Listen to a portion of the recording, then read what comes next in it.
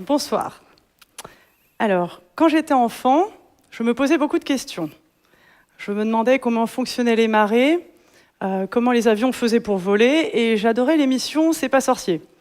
Alors je pense que vous aussi, vous avez dû grandir avec cette émission. C'était passionnant, c'était très bien expliqué, vulgarisé.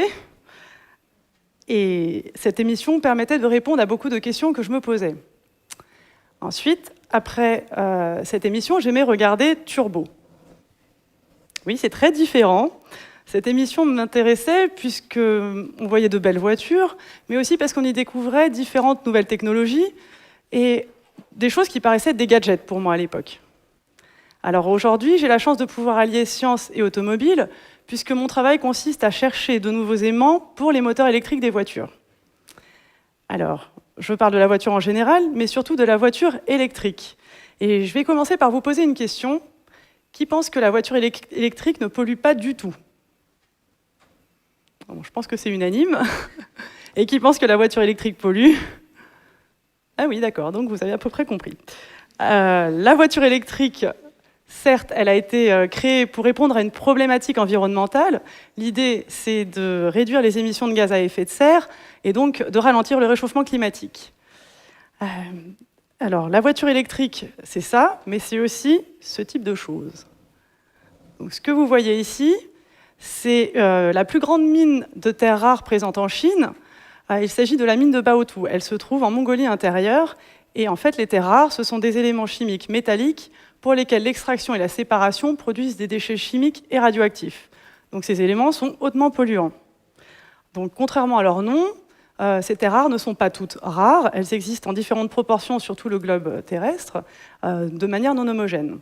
Alors, si je vous parle de terres rares aujourd'hui, c'est parce que ces terres rares sont présentes dans les aimants des moteurs électriques de voitures, et pas seulement la voiture électrique. Dans votre propre voiture que vous avez, vous, il y a beaucoup de moteurs qui fonctionnent avec des aimants permanents, qui sont des moteurs électriques. Par exemple, pour ouvrir votre vitre, ou pour actionner les essuie-glaces avant, arrière, etc., il y a plus de 20 moteurs à aimant permanent. Si l'on s'intéresse aussi au moteur de traction de la voiture, celui qui va la faire avancer, il peut y avoir aussi des aimants. Et s'il y en a, ce sont des aimants qui ont des terres rares, donc qui sont polluants. Alors, les terres rares, les voici dans le tableau périodique des éléments. Vous vous souvenez, c'est le tableau que vous avez sûrement découvert au collège ou au lycée, et qui classe les éléments selon le nombre d'électrons, leur poids, et qui donne énormément d'informations.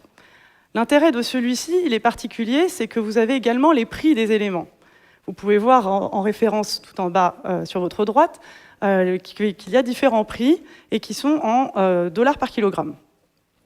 Vous remarquez assez rapidement, je pense, au centre, un amas d'atomes qui sont en noir, qui sont très chers. Il s'agit des métaux tels l'or et le platine, par exemple. Donc ça, tout le monde sait que c'est très cher. Ensuite, donc, si on isole les terres rares, ce sont ces éléments-là. Il s'agit de la grande barre en bas qui sont les 15 lanthanides, et il y a également l'yttrium et le scandium qui sont sur le côté.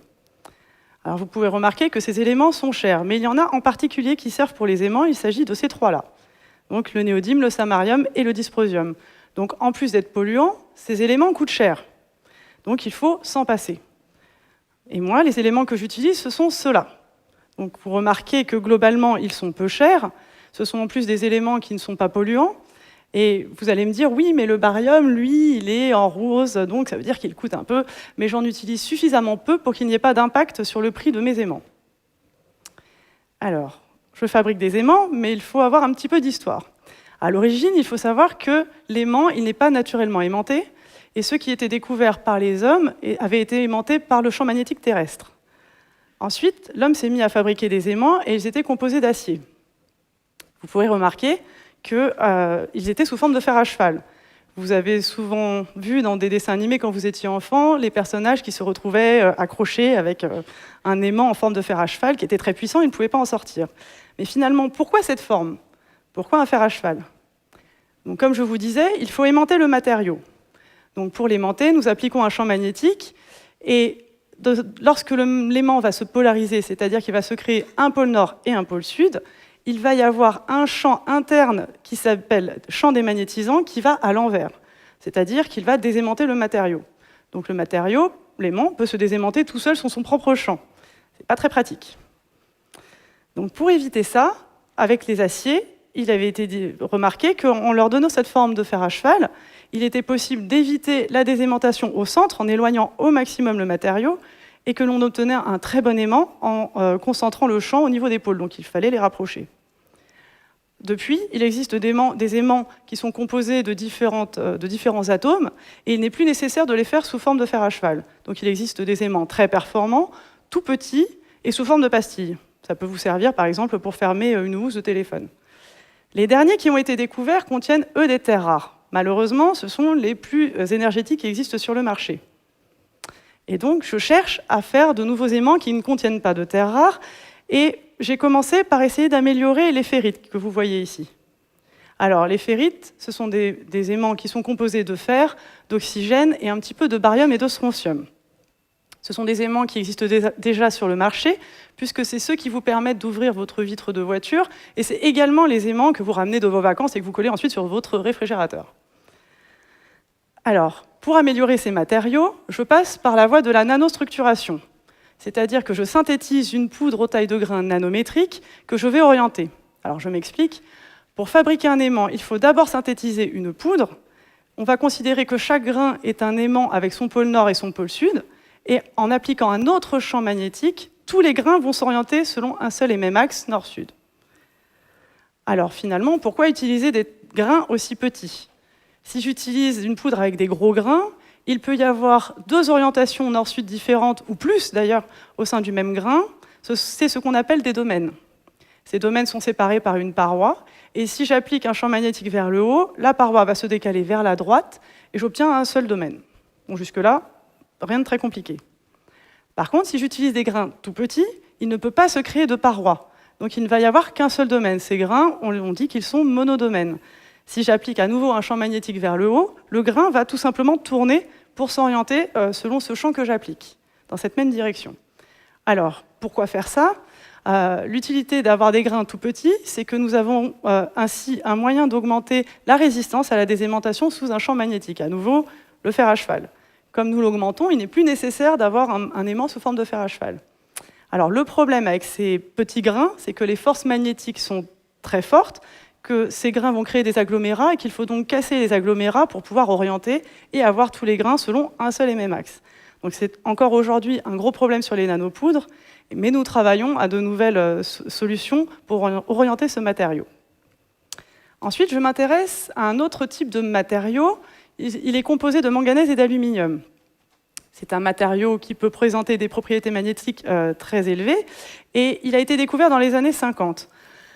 Il n'a pas encore été industrialisé, puisque jusqu'à présent, les propriétés magnétiques n'étaient pas suffisantes face à ce qui existait déjà sur le marché. Mais les nouvelles technologies nous permettent aujourd'hui de lui rendre ses bonnes propriétés. Et l'intérêt particulier de ce matériau, c'est qu'il est léger, il est peu cher, il est facile à recycler, puisque les aimants qui contiennent des terres rares, eux, on ne peut pas les recycler encore aujourd'hui. Donc, l'aluminium, on sait qu'il est recyclé depuis très longtemps. Le manganèse, il est extrait en même temps que le fer, et ce sont des éléments qui sont considérés comme non polluants. Donc, je vais faire des alliages de manganèse et d'aluminium. Alors, tout à l'heure, je faisais des procédés chimiques, donc avec une blouse sous une hotte, avec des gants et des lunettes. À présent, c'est des procédés de métallurgie. Et pour tout vous dire, avant, pour moi, la métallurgie, c'était quelque chose comme ça. Donc, j'imaginais qu'on allait me demander de porter un tablier en cuir, et, comme représenté ici, que donc il fallait chauffer le métal de l'épée, tremper dans de l'eau, etc. C'est effectivement de la métallurgie. Mais moi, j'utilise plutôt des machines qui ressemblent à ça. Donc, ce que vous voyez, c'est un moyen de faire fondre par induction mes métaux. L'induction, finalement, c'est exactement ce qui se passe dans les plaques que vous avez chez vous. Vous voyez qu'il y a une bobine, un courant électrique va passer dans la bobine et il va se créer un champ magnétique au centre. Le champ magnétique va interférer avec le moule et de cette manière, je vais pouvoir faire fondre très très rapidement mes métaux. C'est aussi pour ça qu'il vous faut des plaques spéciales, enfin des poêles spéciales pour vos plaques et que donc du coup les aliments vont chauffer beaucoup plus vite. Ensuite, j'obtiens donc mon alliage et je vais le passer dans la grosse cavité que vous voyez à droite. À l'intérieur de cette cavité, il y a une roue refroidie qui tourne très très vite. À nouveau, je vais faire fondre mon matériau par induction et je vais l'éjecter très rapidement sur cette roue qui tourne. De cette manière, j'obtiens alors des rubans. Ces rubans, ce ne sont toujours pas un aimant. Il va falloir encore procéder, faire beaucoup de choses sur ces rubans. Et je commence par les broyer à différentes températures, à différentes vitesses. Ensuite, je vais devoir les comprimer, etc. Finalement, c'est un peu de la cuisine. Mais c'est aussi un peu comme faire des macarons. Je ne sais pas si vous avez déjà essayé d'en faire, c'est finalement pas si simple. Il faut procéder par étapes, il faut bien respecter la recette, sinon ça ne fonctionne pas. On n'a pas le beau dôme brillant, la collerette et le moelleux des macarons. Donc moi, c'est un peu pareil. Si je chauffe trop, si je broie trop, mon matériau se décompose dans des phases qui ne sont pas magnétiques, et du coup, je ne peux pas fabriquer mon aimant. Donc, j'ai une certaine phase qui sort de mes rubans, mais qui n'est toujours pas mon aimant. Il se présente sous cette forme que vous voyez à gauche, c'est-à-dire que j'ai une phase qui est un hexagone très allongé. Moi, celle qui m'intéresse, c'est plutôt le cube très aplati qui est à droite. Donc du coup, pour l'obtenir, nous avons décidé d'appuyer très très fort finalement sur nos hexagones allongés, tout en chauffant assez pour effectuer la transformation d'une phase à l'autre. Et de cette manière, nous espérons qu'il va se créer également une phase, un pôle nord et un pôle sud. Alors, l'organisation des atomes a permis d'obtenir ces cubes très aplatis, et les résultats sont mitigés, puisque nous n'avons toujours pas ce pôle nord et ce pôle sud, mais nous avons réussi à augmenter de 40% la désaimantation par un champ extérieur ou par son propre champ de ce matériau, ce qui n'était pas gagné au départ. Nous avons aussi à présent un aimant qui pourrait peut-être assez rapidement trouver sa place dans le moteur de traction de la voiture électrique. Donc du coup, nous avons proposé ici des solutions pour essayer de remplacer ces aimants qui sont hautement polluants. Mais donc au départ, je vous parlais d'émissions de gaz à effet de serre. Parce que vous imaginez maintenant que la voiture, effectivement, c'est très polluant.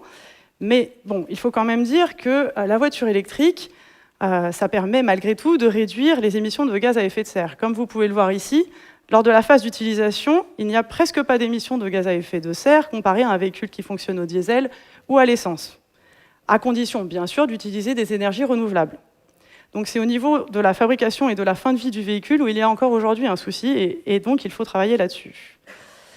Et puis, finalement, ce qui nous intéresse, nous, c'est que la voiture électrique elle soit attractive pour nous, automobilistes. Et pour cela, il faut que la voiture soit puissante, il faut qu'elle ait une bonne autonomie, puisque la voiture électrique n'a encore aujourd'hui pas la meilleure autonomie, ce n'est pas ce qu'on attend. Et puis, il faut aussi en diminuer le coût, parce que les voitures électriques coûtent encore trop cher. Et nos aimants pourraient contribuer à une petite hauteur sur ces trois plans, puisque du coup, en utilisant des aimants performants, nous pouvons faire tourner le moteur plus vite, donc rendre la voiture puissante. Nous pouvons également, du coup, augmenter l'autonomie de la voiture en diminuant donc l'énergie utilisée pour faire tourner le moteur. Et puis, il n'y a pas de terres rares dans nos aimants, donc ils sont beaucoup moins chers. Donc nous pourrions contribuer à réduire le prix de la voiture électrique. Et tous ensemble, les chercheurs, nous essayons donc de rendre la voiture électrique plus écologique. Je vous remercie.